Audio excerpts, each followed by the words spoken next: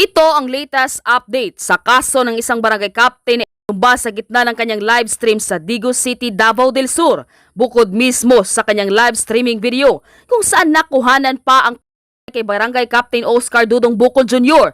sa kanyang bahay sa Digo City noong Martes. Bahagi na rin ng investigasyon ang kuha naman ng isang CCTV. Kita rito ang pagpasok sa subdivision ng isang pulang sasakyan alas 9:16 ng gabi, pati ang pagliko sa ikalawang kanto papunta sa bahay ng kapitan. Matapos ang 2 minuto, sa parehong oras, kay Cap, lumabas na ang sasakyan at dumaan sa unang kanto. Ayon sa Police Regional Office 11, ito ang sinakyan ng 3 suspect. Sabi naman ng Davao del Sur Provincial Office, posibleng person of interest na ang mga individual na dati nang nabanggit ni Cap sa kanyang social media post. Kabilang sa kanila ang nakaalitan sa live stream na si Police Lieutenant Colonel Peter Glynn Ipong, ang hepe ng Digo City Police Station. Isinailalim na siya at 20 iba pang pulis sa paraffin test. Nirelieve na rin siya sa kanyang pwesto upang masiguro na hindi maka-impluwensa sa investigasyon. Iniimbestigahan na rin umano nila ang isang lalaking nagsauli ng pitaka kay Cap dahil tila naging pain o distraksyon ito upang hindi agad nila mapansin ang paparating na trahedya.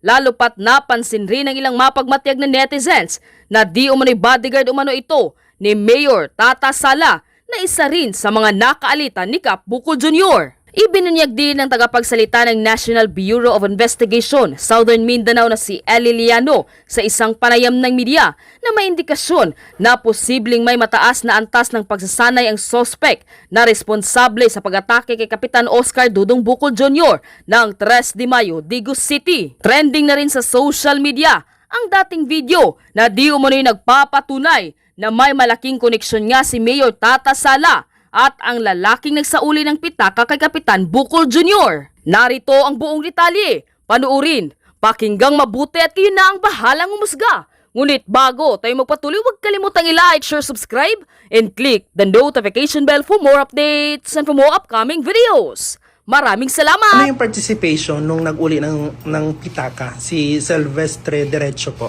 Sa amin, sa my own personal account, opinion ko, he is part of the killing of Oscar Bukol Jr., the barangay chairman. Kasama siya. The way how I evaluate his acts, tinitingnan ko rin kung paano siya umupo. Tinitingnan ko rin on how kasi matagal na siya pala doon.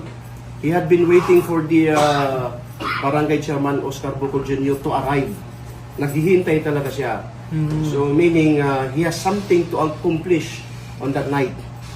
So kasama siya. He is also one of our persons of interest. Pagkakaalam ko, he was now in the custody of the Digo City Police Office. Pero ano kayo nakulan siya? Of course, he was very important. He is really part of this investigation. Kasi hindi ka ako mag-conclude pero my opinion is that he is part and parcel of this criminal design. Kasama siya. Bakit sir? Sabi ko nga, when we conducted the reenactment, yung shooter is, the vehicle is slowly moving.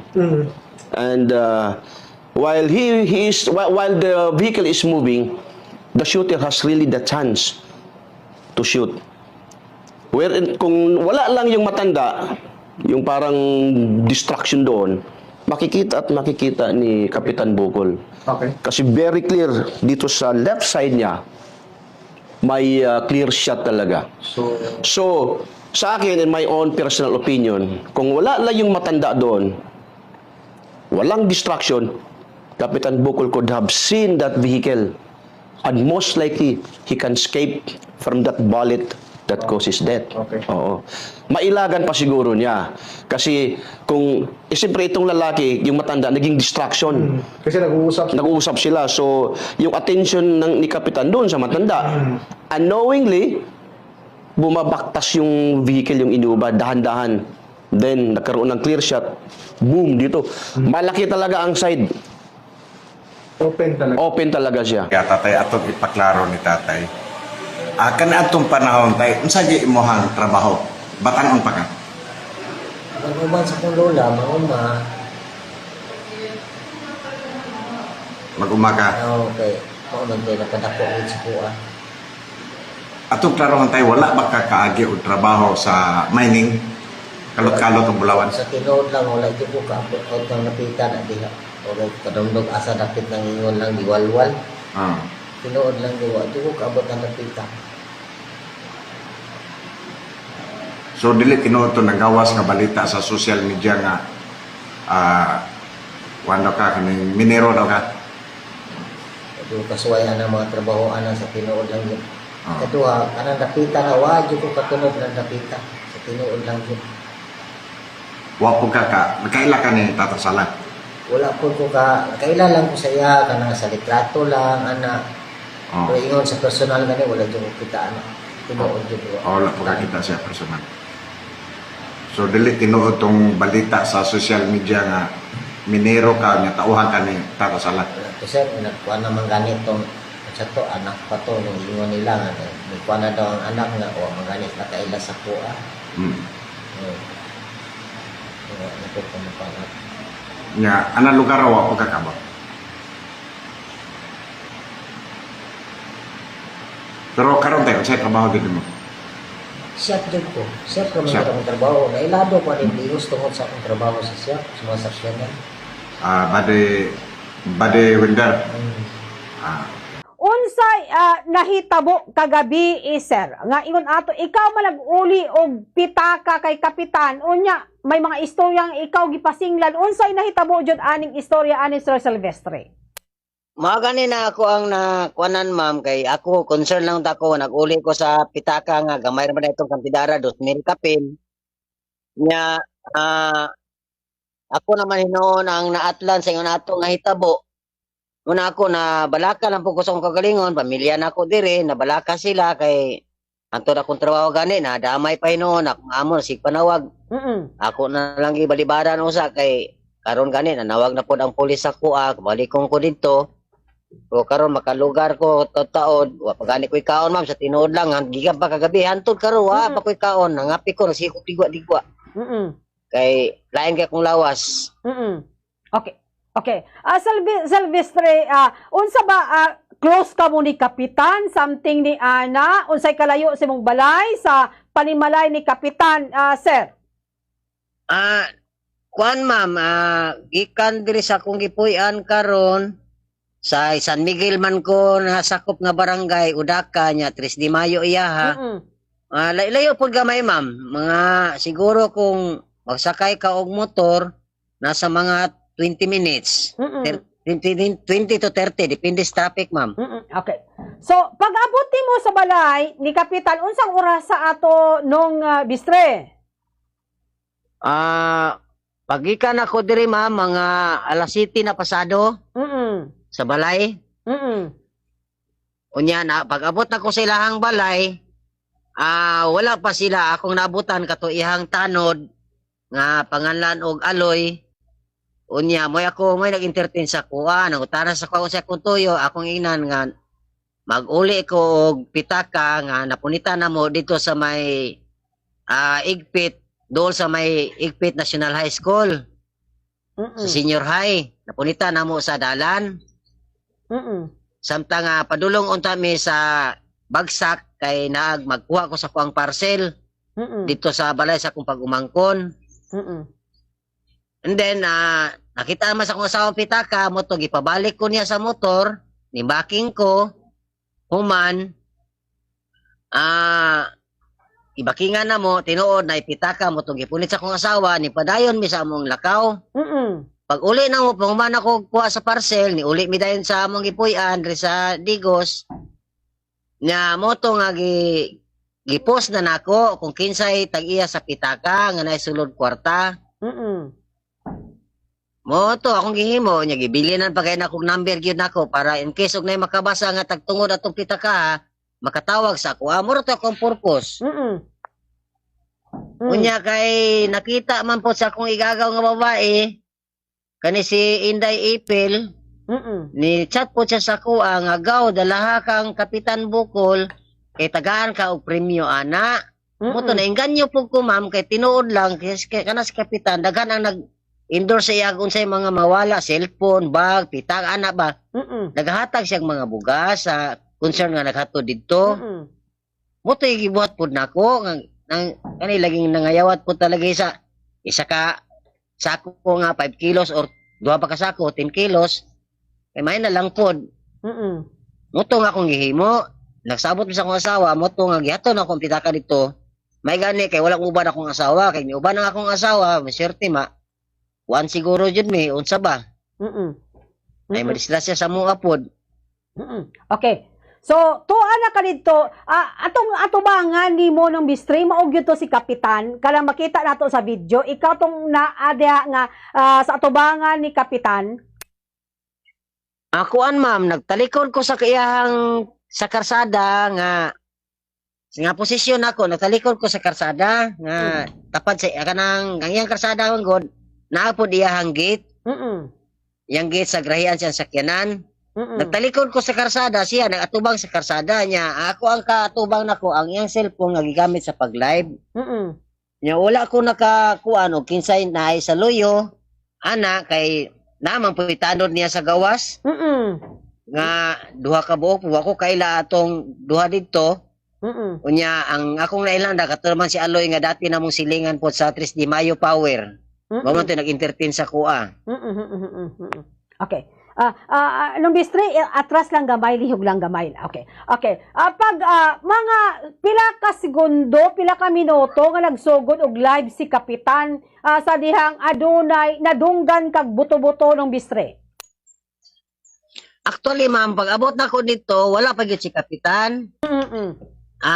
Nangutana ko sa iyang tanod kung nabasikap, siya nga wala pa nang lakaw sila, kung sa oras po balik. Inako kay na ako i-endorse nga pitaka. Nakita na mo dito sa may senior high banda nga eskwela sa Igpit. Insya mga alas 8 na natoy. Nya kay ako wala biya ko'y panihapon pa kay sayo pa mampod. Uto nga sa hulata lang ako nga sige. Utong hulat-hulat. Iyas paghulat nako mga mudagan pag mga hapit sa kauras. Bago sila nag-abot. Nya pag abot niya wala kay siyempre nagpadaplin mi kay nagrahe mi sa siyang pick up. Naghulat ko kay ni ana man siya may akong nanunggan nga pasigaan suga kay mag-live ko ana siya. Moto nga pagpasiga sa suga sa iyahang tanod. Moto nga nag-live siya dayon nya hulat dugay pa kong hulat mga hapit pa isa ka oras. Bago siya nanawag sa kuha nga pasudlon ako. Kami duha dito sa gawas ni Aloy katuyang tao niya. Okay. So, unsay nadunggan mo afterwards nahitabo katong nagsugod nag-live si Kapitan unya nakita mo nga nagkadugo na pusil nung bistre. Ang akong nadunggan ma'am, isa lang yung kabuto dito sa liad na sabay pahulog sa bangko ngayang gilingkuran. Nya nindagan siya sa sulod, ako wala na ko kakuan, ako murag na tuyok gani ko kay pag human sa isa kabuto na may duha kabuto nga segunson, moto nga mura na kog nakuan nagpanik na ko ba. Before ko nidagan dito ni sunod ato yang tanod nga gitaguan siyang tanod to sa may budiga nga. Kuan lang siguro mga 4 lang kabikang siguro. Budiga na niya. Sa posisyon na mo permero. Niapil kong tago dito sulod ko sa budiga. Kaya akong nauna, basing mo balik o strapping ba, ana ba? Wala na ko kay balo sa uban nga kuan kay nintago naman mi sa budiga. Nanirado naman mi. Oo. Okay. Sir, nung bistre, ikaw, makita sa video, ikaw tong nag-cover una katong sa sakyanan, ikaw to siya? Oo, likod sa pika ma'am, ako to ma'am. So, kanang afterwards ato unsay nahitabo daghan bag mga tawo or bago pa man di ay ana may napansin na bag murag kakaiba nga ana sa gawas sa balay ni Kapitan kay naa man ka sa gawas wa pa man ka kasulod kaayo kay nagpaabot pa man ka kay Kapitan. Ako, ma'am, pag-abot na ko, ma'am, ang na-entertain sa ko, katong pangalag Aloy, kay siya may naa dito. O katong, nigawas po itong naka-short pan. O naka-short pan, o niya, t-shirt man ato to siya blue. Mm-mm. Mora to, kamera dito tulo, ma'am. Mm-mm. Mm-mm. Pero, Wala na ko ilay nakita ang tao. nung bistray, pwede atras gamay lang yun. Okay. Okay. Nung bistray ka lang, ano ba, pero wala kayo napansin nga basin, may gabays-bahis, kasakyan ng mga motor nga anaadya sa atubangan sa balay ni Kapitan. Wala, ma'am, wala. Wala yung may nakita nga sakyanan. Kay hayag man kay kinamay suka gyud nga kusog ayo sa tungod gyud si Anggit. Okay. Sa imong pagbalabala unsa ba nakapwesto na daan o ka-sniper kadto nung bistray? Kana ma'am, wa di jud ko makatubag ana ma'am kay wala disod man ko na mag-istorya ta nga wala tay nakita. Ako alang istorya mo lang to nga pag-abot nako katong yang pangalag-aloy nga yang tanod. Nya na istorya pa gani mis kaagin la dito sa Cebu ana ba? Kay wala pa habang nagpaabot-abot mi ni Kapitan kay dugay pa to si Kapitan murag ako nagapura siya nga tanaw na ko daw nya mo to ana siya nga ay nanihapon pa man ila ni Tabuada. Sa kadungdung ka na kunawa, di ko katura di asa dapit na Tabuada. Kaya kadungo ko anong pangalan ha, kay noon mo po na 3 de Mayo, wala ko katuod sa balay. Muto na ko, hulaton na lang nako. Muto yung sasi, hulat-latan taon, mabuto. Muto mga hapit mga oras, naabot yun sila. Okay. Pero wala po may nagkaisturanay dayon, kay diretso man lagi siya live, muto tinadunggan na mo nga pasigan suga, kay mag-live ko, ana sa dayon. Okay. Nung bistray, may mga istorya, nakakita ka ng usa ka lalaki diha nga tabo na kuon ang lawas, gabay bit-bit daw pusil, something ni Ana. Ma'am? May Unsa, ma'am? nakakita ka ba ka ng lalaki nga tambok, gabay bit-bit daw og armas? Wala ako kabalo na ma'am, wala na ako kakita. Okay. Okay. Unsay masulti mo nung bistray sa mga tao nga ikaw ang gituuhan ingon nila kakunsabo daw ka nung bistray ingon sa uban para maklaro yung pangalan ng bistray mas maayo madungga nato gikan sa imong baba unsay mawala gina akong nabalakan ako mama sa akong pamilya sa akong mga relatives kaya nakita man nila tanan to nabalaka lagi sila karon sige ganik panawag sa kuha ikan pa kagabi nya mingon lang ko nga okay lang nakauli ko ana ra ko ang istorya nya wa man ko ilay kay kutob sa ko maura man gutok ko nakita god di man ko kaayo nga kuan nga magdugang tag istorya ana ba hello ma'am okay go ahead sir usa pa imong madugang maistorya ana wala na ma'am wala na ko kay istorya nga unta kani mga tao po dili lang po sila magpataka kay ako wala ba idyo ko'y motibo nga daotan ako ato nga mag-uli lang ko atong pitaka maura gito akong motibo. Wala ko ingon lain na daotang motibo kay amigo baya pod mi ana ni Kap sa tinuod lang. Okay. Okay. Sir, sa uban nato mga kababayan, sir, kay ang balitaan ni sir dili ra man gud diri sa ato, sir. Abot ra Tagalog, Tagalog, sir ba? So, in Tagalog. tinuod ma'am.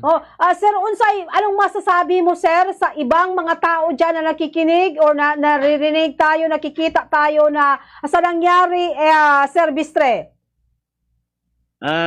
Yun lang masabi ko ma'am, sana yung mga tao na nagpo-post ng masama para sa akin, sabihin ko lang sa inyo na wala talaga ako intensyon na kay Kap kasi kaibigan ko yun siya.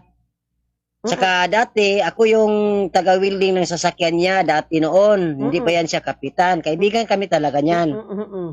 Saka yung mga ka-relatives ko dito sa Digos, kilala kami dito ma'am, mga relatives ko mga Roble, Diretso, ganyan ma'am ba?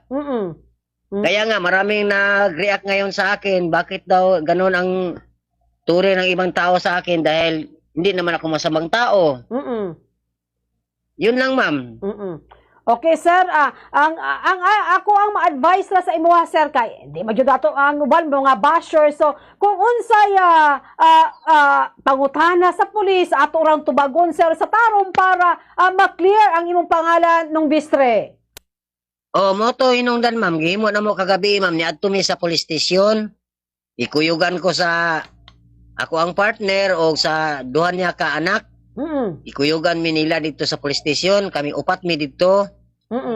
Kay